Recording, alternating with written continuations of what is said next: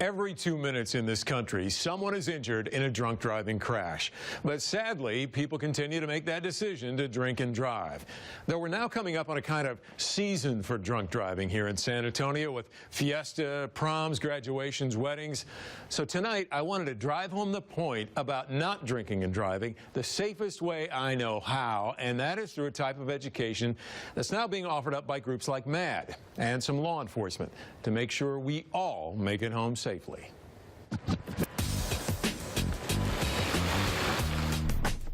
So we're going to enter the course here. This is our EVOC course, which represents the city streets of San Antonio. EVOC. Yes, Emergency Vehicle Operations course.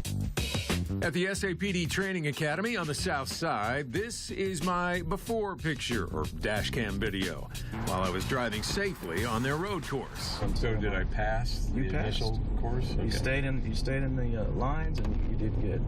So if you want to stop here, sure. Go ahead and put these goggles on.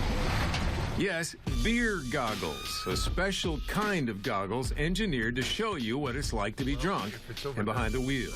What it does is it creates your vision, or tries to recreate the best you can the sensation of being intoxicated.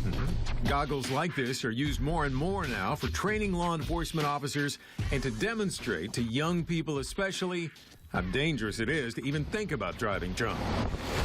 It's an extremely large problem that we by no means have solved, but education seems to be the key on this. The goggles are even made in different grades to simulate the different specific blood alcohol levels. I start with a .07 to .10 glasses.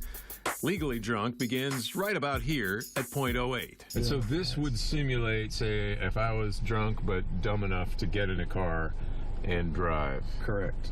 Right. And I can tell it already affects you like that.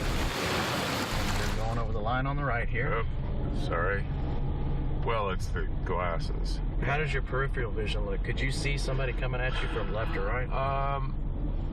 Probably not. And then he decides to bump up my blood alcohol content to simulate a few more drinks with different goggles. So next we're going to go up to .17 to .20. This is really, really stupid and dangerous.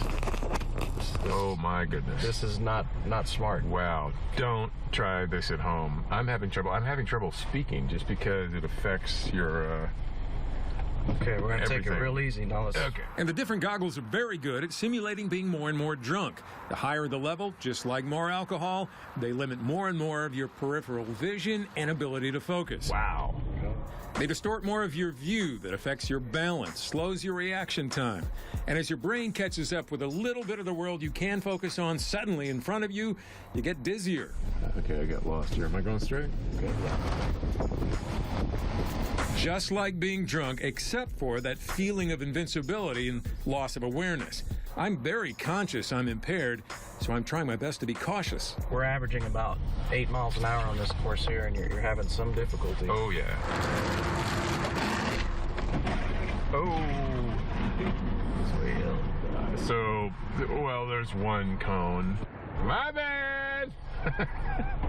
And I get pulled over. And then we simulate what is all too real for thousands of drunk drivers every day. It's a little tougher than usual walking. Face this direction. Okay. Getting pulled over Come stand for right a over field here. sobriety test. I want you to imagine a straight line there. Okay. Place your left foot on that line. Place your right foot in front, heel touching your toe. Now remember, I'm trying my best to compensate for what I know is the drunk effects of those goggles. Heel touching toe, right there. Don't start. Oh, hold on. So, how did I do? Terrible. Oh, are you talking about with the goggles or without? Either way. No, before you did well. You stayed in the line of travel.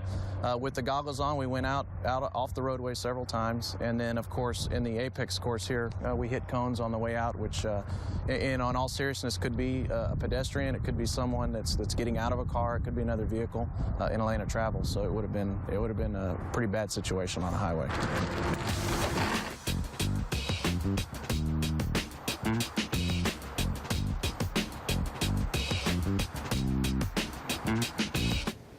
It was really effective. It did feel like being drunk. I want to thank the police department, the experts you saw there.